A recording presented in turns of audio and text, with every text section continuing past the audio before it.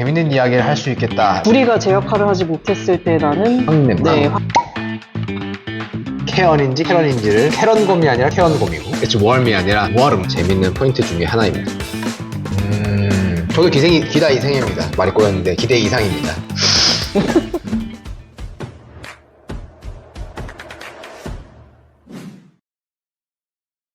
안녕하세요. 마셔본 김에 찍어보는 올드뉴 진행을 맡은 신입니다. 그래서 오늘도 좀 특별한 분을 모시게 됐습니다. 저희 한국인 최초의 스코틀랜드 증류소의 디스틸러 정성훈님을 모셨습니다. 안녕하세요.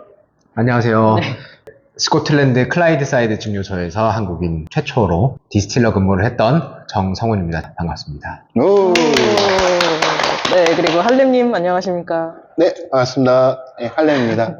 네, 저는 이제 작년까지 디스틸러로 생산팀 근무를 하다가 지금은 한국에 들어와서 부산에 있는 향토 위스키 회사에서 새로운 증류소 신설 프로젝트를 위해서 열심히 일하고 있습니다. 가칭 K 위스키 프로젝트라고 부르고 같이 있습니다. 케이스키. 저희가 굉장히 오랜 기간 준비를 해왔고요. 네. 그 밑바탕에 이제 연구라든지 실험이라든지 그거 하려고 왔으니까 최선을 다해서 좀 해보겠습니다. 아, 응원하고 있습니다. 응원합니다. 네. 성우님하고 저하고 안지가 거의 10여 년쯤 되는 것 같아요. 제가 알고 있는 위스키 지식의 8할은 다 성우님 통해서 배운 겁니다. 시차가 안 맞는데도 불구하고 막 제가 한 2줄 하면 한 10줄로 답변이 오는 거예요. 깨알 같은 내용들이 소중한 지식들이 담겨 있어가지고서 이제 위스키의 멘토 같으신 그런 분이셔가지고서 설렙니다. 저한테도 굉장히 흥미있고 유익한 질문들 해주셔서 공부도 되고 이렇게 이야기 나누는 재미도 있었고 그래서 이렇게 좋은 관계를 맺던 것이 이제 방송에도 초대를 해주시고 감사한 마음입니다. 저는 좀 개인적으로 정성훈님 영국에 계실 때 온라인 줌으로 좀 강의를 하신 적이 있으시거든요. 네네, 맞아요. 들었어요. 신청을 해서. 아. 그러니까 디스틸러나 아니면 증류 지식, 증류학 관점에서 사실 얘기를 들어볼 기회가 잘 없는데 그런 거에 대한 강의를 해주셔서 정말 재밌게 들었던 기억이 있습니다. 그렇게 세미나로 진행했던 내용들이 다 제가 위스키 애호가로서 너무 알고 싶었던 내용들이었고 또 그걸 또 알고 나니까 사람들한테 좀 이걸 알려주고 싶은 마음도 좀 있어서 한 번 들으셨었나요? 저 2번 들었습니다. 네. 어느 순간부터 감사합니다. 인기가 너무 많아져서 추가 신청을 못하는 상황이 됐어요. 예. 그리고 일단 저희 중요한 오늘의 시음주를 할렘님 소개시켜 주시죠. 네, 오늘의 시음주는 페터 캐런입니다.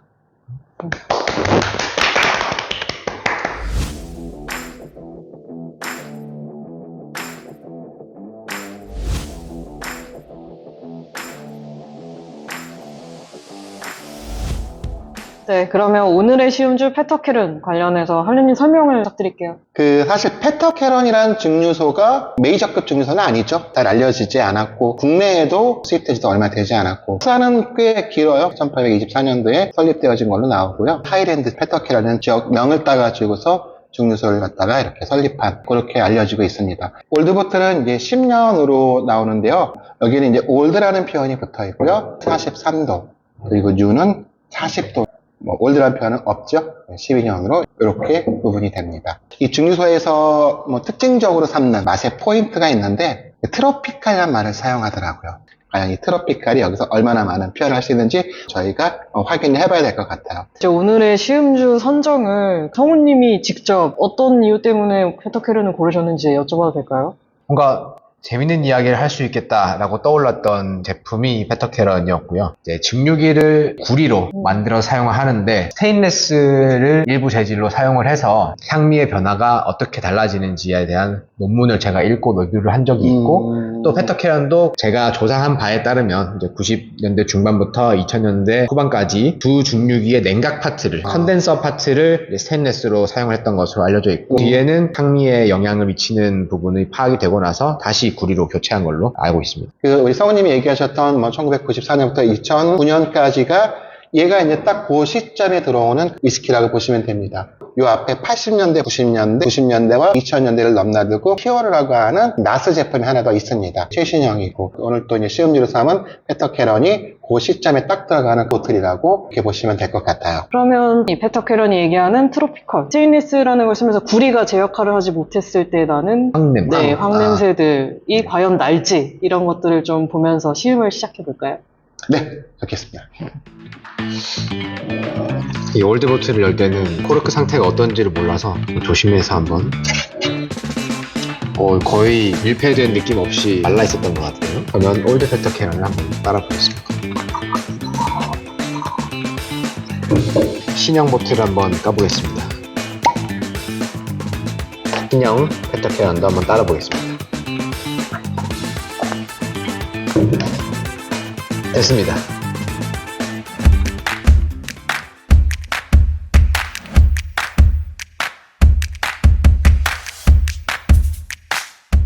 자, 구형부터 먼저 예상해 보겠습니다. 짠. 평을 한번 어때요? 예상했던 황해 캐릭터라던가 이런 것들이 감지가 됩니다. 다만 예상했던 것만큼 아주 드라마틱하게 드러나지는 않고, 그러나 분명히 존재하는 메탈릭하고 황 특유의 냄새가 포착이 되는데요. 그럼에도 불구하고 또 맛이나 피니쉬에 있어서는 그렇게 어긋남 없이 몰트 위스키로서의 맛은 잘 가지고 있는 것 같아요. 기대보다 훨씬 맛있게 마셨습니다. 신님은 어떻게 느끼셨어요, 구형? 그 향 자체에서 딱 맡았을 때 황향이 좀 확 났어요. 근데 생각보다 그게 맛으로 연결되는 건 아니었던 것 같아요. 네네네. 천천히 마시다 보면 곡물 숙성된 느낌이 좀 나면서 적절한 단맛이 살짝 좋게 나오다가 마지막에 대추야자 말린 거에서 네. 먹을 수 있는 그런 감칠맛 있는 단맛으로 좀 마무리가 되는 느낌을 받았습니다. 그 스테인리스 이슈, 탈릭하다든지 그런 부분에 조금은 확인할 수 있었던 것 같아요. 저는 개인적으로 곡물 맛이 강하고 약간 너티함도 있었지만은 꿀 느낌이 되게 들었어요. 그냥 뭐 벌꿀일지 다른 뭐 꽃에 나오는 꿀들인지 꿀 느낌이 처음부터 끝까지 계속 이어지더라고요. 자, 이번에는 신형을 한번 마셔보겠습니다. 맛있다. 페터캐런 원래 이렇게 맛있어요? 저도 기대 이상입니다. 말이 꼬였는데 기대 이상입니다. 기대 이상이라고 하셨군요. 자, 이번엔 신님이 먼저. 구형은 바로 향에서 그런 황의 향이 났다면 신형은 그런 향은 전혀 나지 않는 느낌이 들고요.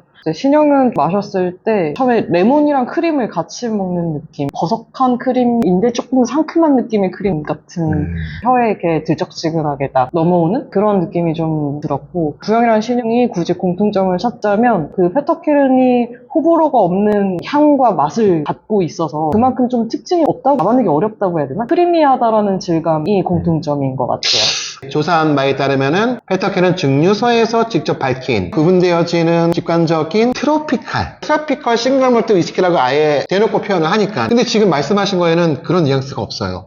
저희를 기만한 걸까요, 페터캐런에서? 뭐 저희가 트로피컬함을 그냥 쉽게 과일을 생각하지만 그렇죠. 좀 다른 해석이 있을 수도 있고 꼭 맛으로 느껴지지 않은 뭐 다른 방식일 수도 있고 그렇지 않을까요?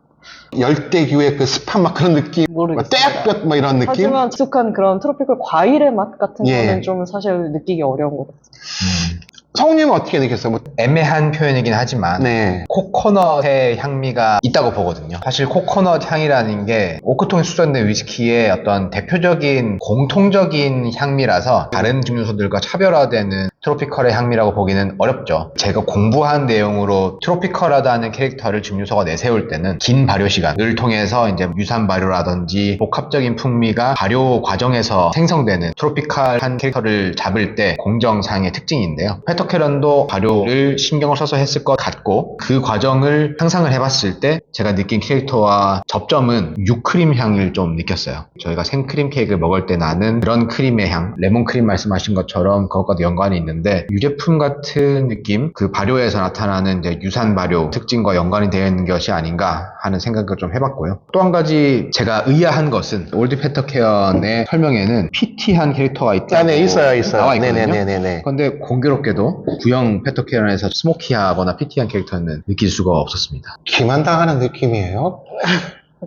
라벨이 공식 홈페이지에 표현하는 거를 실제 잘 감별한다고 볼 수 없다라고 치더라도 찾아내기가 생각만큼 그렇게 두드러지지 않는, 좀 당황스럽기는 해요. 어떻게 보면 트로피컬이라는 게 이제 발효에서의 뭔가 강조됐을 때 트로피컬이라고 한다면, 이게 위스키를 만들 때 그 발효에서 뭔가 향들이 나왔을 때랑 숙성에서 왔을 때랑 큰 캐릭터의 차이가 있나요? 어떤 향미 성분의 유래가 구분이 됩니다. 예를 들면 발효를 해서 위스키가 되려면 반드시 증류가 돼야 돼요. 그래서 휘발이 되는 향미 성분, 예를 들면 뭐 에탄올과 어떤 지방산들이 다양한 방식으로 결합했을 때 알코올류, 다양한 알코올들이 나타내는 뭐 꽃향기, 꿀향기 이런 것들은 다 발효해서 기인할 수가 있고요. 오랜 발효 시간을 통해서 이제 유산균이 개입을 하게 되면 더 복합적인 과일향이라던가 바디감이라던가 나타난다고 알려져는 있는데, 반면에 이제 숙성을 통해서 생겨나는 향은 나무를 태웠을 때 나타나는 카라멜 성분, 리그닌, 바닐린 같은 바닐라 향기, 오크 참나무에 전형적으로 나타나는 락톤의 코코넛 향과 그런 등등의 개별적으로 개입이 돼요. 그래서 캐릭터를 향미를 느꼈을 때 이게 발효에 의한 향인지 숙성에 의한 향인지는 어느 정도 구분이 가능합니다. 곡물 향에 관해서는 저도 좀 공부를 하고 있어요. 그래서 이게 몰트에서 기인한 건지, 나무에서 그런 비슷한 어떤 섬유질이나 목재의 향이 그렇게 연상이 되는 건지, 아니면 피트의 작용인지 저도 아직 해결이 안 된 부분이긴 합니다만, 그걸 떠나서 저는 이 두 위스키에서 공통적으로 느낀 그 곡물 향이 있는데 오트밀 향을 좀 느꼈어요. 아침 식사로 네. 종종 먹는 그 압착 오트밀 있잖아요. 아, 네. 씹을수록 되게 오일리하고 고소하게. 네, 올라오고. 오히려 고소한데 냄새 자체는 약간 드라이하기도 하거든요. 네. 드라이한 캐릭터를 구형, 신형 모두에서 좀 느껴서 피터캐런의 캐릭터가 될 수 있겠구나, 그런 생각을 좀 해봤습니다. 그러면 적어도 저희가 나무 캐스크 숙성에서의 캐릭터들이 언급이 되지 않았다라는 거는 트로피컬이라는 거에 기만까지는 아닌 거 아닐까요? 저도 뭐 얕은 지식이긴 합니다만은 그 열대 과일이라고 하는 그 노트 같은 경우는 이제 쉐리 캐스크를 쓰는 경우에도 종종 발견되어지거든요. 근데 이제 제가 조사한 바에 따르면 얘네들은 100% 버번 캐스크를 알고 있거든요. 또 앞뒤가 안 맞는 것 같기도 하고, 도대체 어디에 열대 과일이라는 것이 숨겨져 있는지 뒤에 표현되어진 피티함이 여기서 느껴지지 않는다는 점도 조금은 좀 당황스럽기는 하네요. 전반적인 맛의 이런 퀄리티는 생각 이상이다라는 거는 네. 다들 느끼시는 것 같아요. 아까 저도 모르게 신형 딱 마시자마자 와 맛있다가 그냥 나도 모르게 튀어나왔는데 구형이 부족하다라는 건 아닙니다. 잘 알려지지 않았던 이 페터캐런이라고 하는 마이너한 그런 증류소를 저희가 이렇게 한번 살펴봤는데요. 두 분의 편집 한번 들어보겠습니다. 저는 뭐 향과 맛보다는 질감을 즐겼으면 좋겠다. 곡물 향이 굉장히 기분 좋은 위스키라고 하고 싶습니다. 저도 곡물 향에 좀 깊은 인상을 받아서 위스키로 즐기는 오트밀 한 그릇, 이렇게 한번 표현을 해보고 싶습니다. 짧은 시간에 그걸 또 다 생각해내셨네요. 이 머리 좋으신 분이야. 자, 오늘 한 줄평은 네 글자입니다. 청출어람. 분명히 뭐 비슷한 결은 있지만은 그래도 맛에 있어서도 구분되어지는 그런 특징들은 각각 가지고 있다. 자, 오늘 이렇게 저희가 페터캐런을 이렇게 시음해봤는데, 이렇게 편말들기 소리 한번 보여주는 걸 해봅시다. 네. 자, 한국인 최초 스코틀랜드 디스틸러 정성훈님과 같이 했고요. 오늘 시음했던 올드 페터캐런 그리고 그냥 페터캐런 나눠드린 팻말 올드 앤 뉴 각자 취향에 맞게 들어주시면 되겠습니다. 하나, 둘, 셋! 짠! 2대1. 이럴 것 같았어. 아니, 저 마지막까지 고민하다가 올드가 그 계속 올라오는 맛이 맛있더라고요. 끝났습니다. 끝났어요? 네. 제가 이 보트를 맨 처음에 구매를 했을 때 1980년대로도 나오는 거예요. 말씀하시는 게 1994년부터 2009년까지죠? 그 스테인레스 그 시기가. 근데 다시 찾아보니까는 1990년대 중반서부터 2000년대 중후반까지 쭉 출시해 왔던 거 나오니까는 그 어떤 맛에 있어서의 그 스테인리스 영향, 그런 부분들을 요 두 개 가지고서 어느 정도는 저희가 좀 찾아낼 수 있을 것 같습니다. 제 생각에는. 구리를 증류기의 몸체와 다른 냉각 파트에 사용하는 가장 큰 이유는 몰트를 가지고 발효 증류를 하면서 자연적으로 발생하는 황화합물의 어떤 이취, 냄새를 맡았을 때는 뭐 양파, 고기 냄새, 삶은 계란 냄새라고 인식하는 별로 그 불호의 황화합물의 그런 향. 오프 플레이버를 구리가 화학작용을 일으키면서 황화구리로 결정화가 되면서 증류가 되지 않고 제거가 되는 역할을 하는 걸로 알려져 있어요. 제가 봤던 논문에서는 전체가 구리인 증류기와 전체가 스테인레스인 증류기의 황 성분 잔류량을 비교를 하고 관능 평가로도 황 냄새가 감지가 되는지를 체크를 하고요. 화학적 분석으로도 양을 감지를 했고 1차, 2차 증류기를 각자 3파트, 몸체와 헤드와 냉각기 6개로 구분을 해서 모든 게 구리지만 하나씩만 스테인레스인 실험, 그리고 모두가 스테인레스지만 하나씩만 구리 파트인 실험을 다 비교를 했을 때 결론적으로는 모든 파트를 구리로만 사용을 해야 충분한 황화합물 제거가 이루어진다. 하나라도 스테인레스 파티로 바뀌면 황화합물의 잔류량이 커진다. 이런 분석이 있었거든요. 왜 스테인리스로 좀 바꿔보려는 실험을 하게 된 건가요? 증류기를 교체를 하는 게 비용도 그렇고 수고도 그렇고 이제 가동이 중단된다는 문제도 있고 해서 상당히 좀 꺼려지는 일이죠. 뭐 이 수명이 짧진 않지만 빠르게는 한 15년에서 20년 안에 일부 파트를 교체해야 되는 경우가 또 발생을 합니다. 또 이런 좀 뭐 가늘다란 부분이나 얇은 부분이 자꾸 암호가 되니 이걸 튼튼한 반영구적인 재질인 스테인리스를 바꿔보자. 여기서부터는 제 의견이지만 황화물이 많이 제거되는 이제 크리티컬한 파트일수록 마모가 잘 되는 거죠.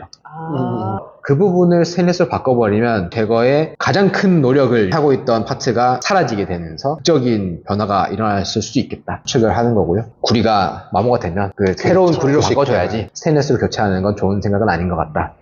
페터캐런 증류소는 제가 조사한 바에 따르면 이제 90년대 중반부터 2000년대 후반까지 두 증류기의 냉각 파트를 컨덴서 파트를 스테인리스로 사용을 했던 것으로 알려져 있고 뒤에는 향미에 영향을 미치는 부분이 파악이 되고 나서 다시 구리로 교체한 걸로 알고 있습니다. 아까 그 트로피칼 얘기나 한번. 전 트로피칼이 과일은 아니라고 생각해요. 그럼 어떻게 생각하죠? 그냥 사전적인 의미 그대로 열대의. 많은 걸 유추해 볼 수 있지 않을까요? 스코틀랜드 증류소 비하인드 스토리 하나만 까줘요. 아마 보통 사람은 뭐를 뭐 증류소에서 이렇게 맞아요, 이루어지는 맞아요.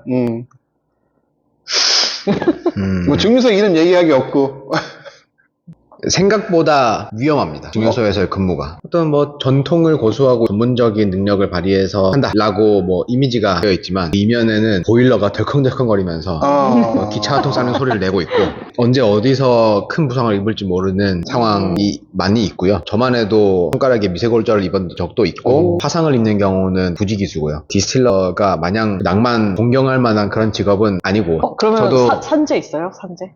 산재가 있죠. 그 회사에서도 사고를 유형별로 구분해서 이게 그냥 경미한 사고인지 공장 가동에 중대한 지장을 초래하는 사고인지 아니면 생명에 위협을 준 사고인지 이런 것들 구분해서 관리를 철저히 하고 있습니다. 그래서 뭐 낙상이라든지 CO2도 이산화탄소가 별거 아닌 것 같지만 사실 고농도에서는 완전 유독가스거든요. 그래서 여러 가지 저도 되게 조심하면서 일했던 혹시 뭐 화학적 사고도 발생을 하나요? 아까 CO2 말고? 저희가 세척을 할 때에 가성소다, 알칼리성 용액을 세제로 사용하는데요. 3% 용액 정도로 묽게 희석을 하지만 희석이 되기 전의 상태로도 보관을 하고 있기 때문에 그게 만약에 피부에 노출이 되면은 완전 큰 부상을 입을 수가 있습니다. 증류를 할 때에 저희의 골칫거리 중에 하나는 발효를 하면서 그 효모들의 찌꺼기들이나 발효액에 있는 단백질 같은 게 1차 증류 때 특히 거품이 많이 생겨서 끓어 넘치는 경우가 있을 수가 있어요. 스팀을 미세하게 조정해서 이제 넘치지 않게 할 수도 있지만 사실은 이제 소포제 안티폼이라고 부르는 거품 제거제를 사용을 하는데요. 지금은 거기에 특화된 용액을 쓰지만 예전에는 그와 아주 유사한 역할을 하는 이제 비누를 썼다는 이야기를 보신 분들이 있을 거예요. 실제로 빈번하게 사용이 됐었고 대신 향기가 없는 그 비누를 사용해서 계면활성제 역할을 해서 단백질이 거품을 생성하지 못하게 막는 역할을 하거든요. 근데 이 페터캐런의 경우에는 또 오래된 설비를 유지를 하고 있다 보니까 증류소 한 켠에 아직도 그 비누를 갈아서 투입하기 쉽게 만들어주는 그 장치가 아직도 남아있다고 합니다. 비누를 소포제로 사용했던 건 사실이다. 그 비누 성분은 이제 증류가 될 만큼 가볍지 않기 때문에 그 향미에 영향을 주지는 않습니다. 그래도 비누를 넣는다는 거는 좀 처음 들어보네요. 아무튼 끝!